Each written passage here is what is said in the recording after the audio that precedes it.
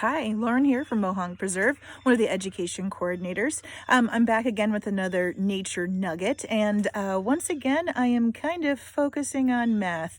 We're going to do some simple geometry. This is great for preschoolers, toddlers, and also kindergartners. And you can also make this for older kids as well. So this is simple geometry. I'm calling it shapes in nature.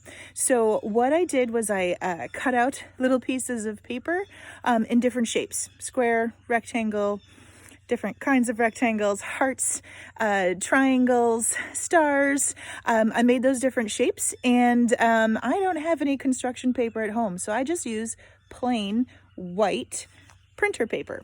You can color them, or if you have construction paper, you can make them out of different colors. So not only is it going to be a shape hunt, it's going to be a color hunt. You can hand out the different shapes to your kids, have them explore the backyard and find the shape that they have. Again, I want to stress that you don't want to pick anything living, but they can point to it. If they find it on the ground, they can pick it up, and they can also maybe sort them into the different shapes that they have as well, so we can continue with the sorting. So I can show you the shapes that I cut out. Not a very good artist, but that doesn't matter. All right, so here's the different shapes. I've cut out a star. I made an oval. There's different kinds, yep, definitely scrap paper. There's different kinds of rectangles that I have in here. A lovely triangle. I tried to do, oh, that's a fun one. There's a little rounded rectangle. I tried to cut out a heart. That's scrap paper. Yes, it is. All right, recycle. So different hearts and different kinds of rectangles as well. Fat ones, skinny ones, all different sizes and lengths. So I just came out to my backyard and I looked for some of these shapes. All right, so those are the different shapes. I just spent a little bit of time going around my yard looking for all those different shapes in nature. And it can become a scavenger hunt, a backyard scavenger hunt. And I didn't pick anything. I found things on the ground for sure. But I also left the leaves and things of the growing plants because it is spring and there's actually things coming up now. I left them intact. But what I did was I incorporated art in this. So not only is this a STEM activity, science, technology, engineering, and math, it's a STEAM one where you include art, science, technology, engineering, art, and math. So let me show you what I did in my little nature journal.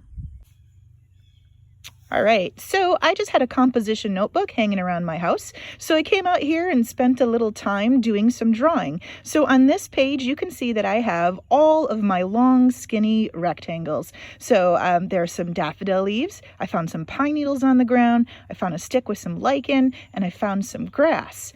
On the other page, I found all kinds of ovals and different kinds of circles. So I found a leaf that was oval shaped, and it had some teeth on it, so I did that.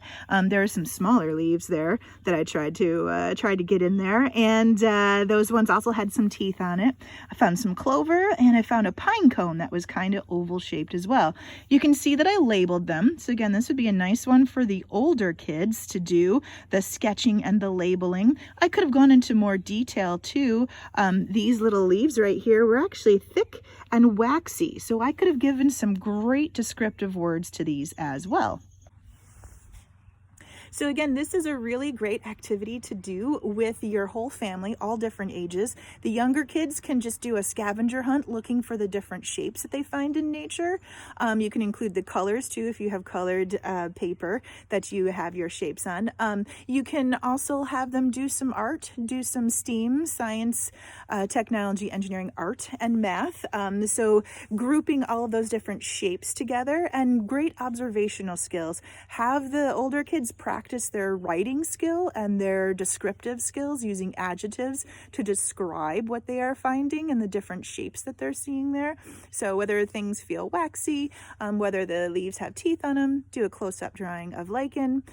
So this is a great practice for STEAM, a great math activity, simple math, geometry, and great for multiple ages. The weather is going to be getting nicer and nicer. It's a little chilly out here today, but get outside, get your kids moving about, and also get them doing their observational skills. So until next time, We'll see you around.